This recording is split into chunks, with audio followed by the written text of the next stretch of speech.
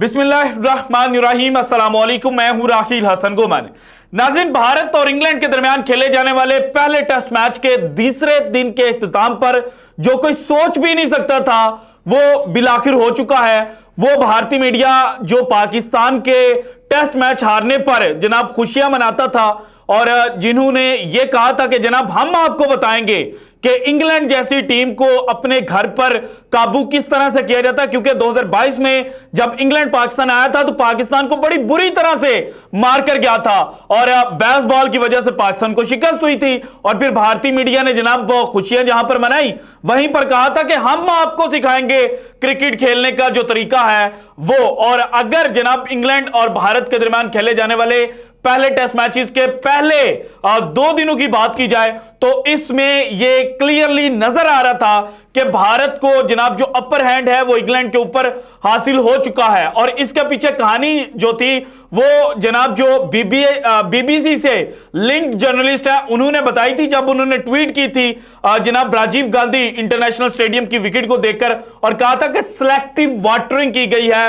और जनाब इनडायरेक्टली उन्होंने जो भारतीय क्रिकेट बोर्ड है उसके ऊपर पिच फिक्सिंग का इल्जाम लगाते हुए कहा था कि इस तरह की जो विकेट है वो जनाब जो वेस्टर्न कंट्रीज हैं उनके अंदर प्रिपेयर करने की इजाजत जो है वो क्यों नहीं दी जाती। और फिर भारत ने पहले 2 दिनों के अंदर तबाही मचाई, लेकिन आज जैसे ही तीसरे दिन का आगाज होता है तो ये टेस्ट मैच जो है वो 360 का जनाब जो यूटर्न है वो लेता है। और आज दिन के इख्तिताम पर जहां इंग्लैंड को अपर हैंड जनाब इंडिया के खिलाफ हासिल हो चुका है तो वहीं पर भारतीय मीडिया ने मातम करना भी शुरू कर दिया। अभी मैच खत्म नहीं हुआ, अभी भारत के चांसेस हैं मैच जीतने के और इन कंडीशंस में अब भारत को ही फेवरेट करार देंगे। लेकिन जो क्रिकेट को स्टडी करने वाले लोग हैं, विक्रांत गुप्ता हो जाए या जनाब न्यूज 24 स्पोर्ट्स की टीम हो जाए,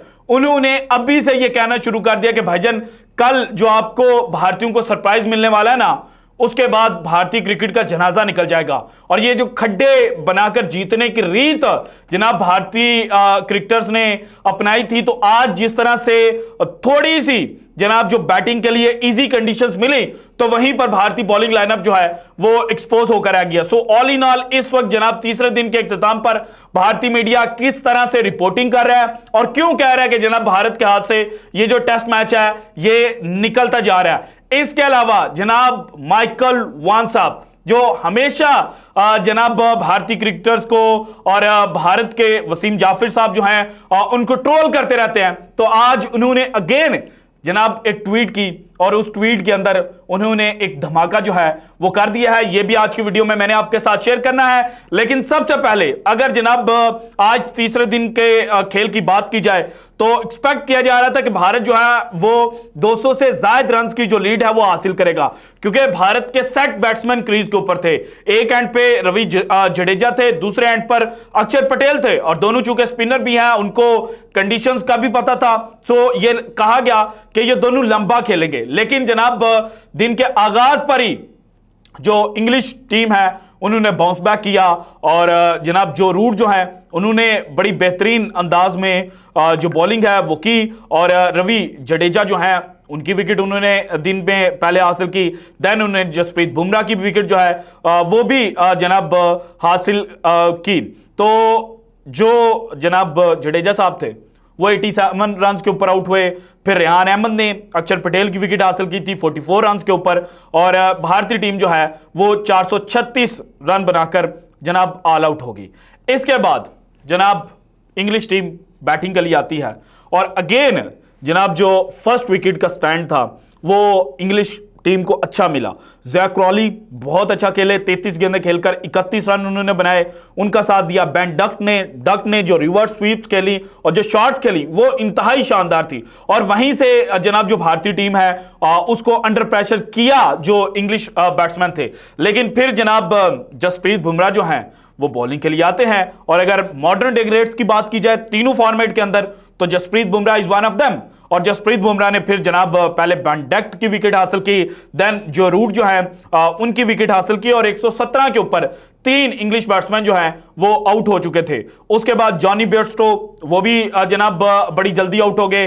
जडेजा ने उनकी विकेट हासिल की और 140 के ऊपर चौथी जनाब जो विकेट है इंग्लैंड टीम की वो गिर गई। देन बेन स्टोक्स को आर अश्विन ने ट्रैप किया और 163 के ऊपर पांचवी विकेट जो है वो इंग्लिश टीम की गिरी। और 163 के ऊपर जब पांचवी विकेट इंग्लिश टीम की गिरती है तो उसके बाद भारतीय मीडिया उस वक्त खुशियां मना रहा था और कह रहा था कि आज जनाब हमने ये जो टेस्ट मैच है ये जीत लिया है और आज इंग्लिश टीम ऑल आउट हो जाएगी। हमें ज्यादा से ज्यादा भी रन अगर चेज करने को मिले तो 20 से 25 मिलेंगे और एक्स्ट्रा ओवर जो हाफ एन आवर मिलता है अगर मैच खत्म होने की सिचुएशन में हो तो उसमें हम जाएंगे और जनाब 3 दिनों के अंदर हम इंग्लिश टीम और बेसबॉल जो है उसको चित करके रख देंगे। लेकिन देन जनाब क्रीज के ऊपर एंट्री होती है बेन फोक्स की और बेन फोक्स जनाब ऑली पोप के साथ मिलकर बैटिंग करते हैं। एक साइड से ऑली पोप जो है वो जनाब बेसबॉल तर्ज की क्रिकेट खेल रहे थे और दूसरी जानिब जो बेन फोक्स हैं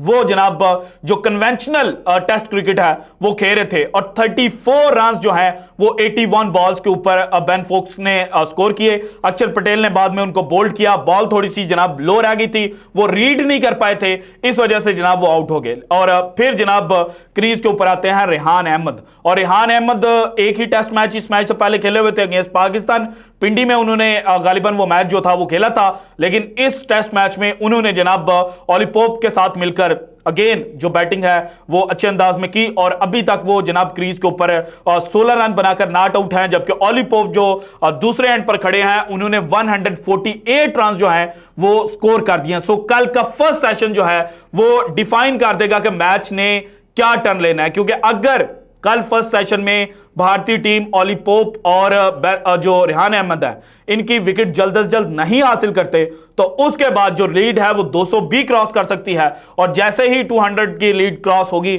तो उसके बाद भारतीय बैटिंग लाइनअप के जनाब जो कदम है वो लड़खड़ाने की जो चांसेस हैं वो 90% तक जा सकते हैं, क्योंकि जो रिसेंट टाइम्स में चेक किया जाए तो भारतीय बैटिंग लाइनअप जो है वो हमें लड़खड़ाती हुई नजर आई है। जहां पर थोड़ी सी मुश्किल कंडीशंस मिले तो वहां पर भारत जो है वो जनाब भागने पर मजबूर हो जाता है। और इसी जानिब जो इंडिकेशन है वो भारतीय मीडिया भी कर रहा था। भारत की जानिब से जसप्रीत बुमराह ने 2 विकेटें हासिल की, आर अश्विन ने 2 विकेटें हासिल की, 1 विकेट आई अक्षर पटेल के हाथ में, 1 विकेट आई जनाब रविंद्र जडेजा के हाथ में और 3 ओवर किए मोहम्मद सिराज ने 8 रन उन्होंने दिए और विकेटलेस रहे। सो आज जनाब 126 रन की जो लीड है वो इंग्लिश टीम को मिल चुकी है। और इंडियन कंडीशंस के अंदर या यूं कह लें कि एशियन कंडीशंस जहां पर स्पिनिंग ट्रैक हो और जिस तरह का ट्रैक तैयार किया गया था यू नो वेरी वेल, तो उस ट्रैक के ऊपर 150 से ऊपर आप जाएंगे तो आपके लिए जनाब जो चीजें हैं वो मुश्किल से मुश्किल होती जाएंगी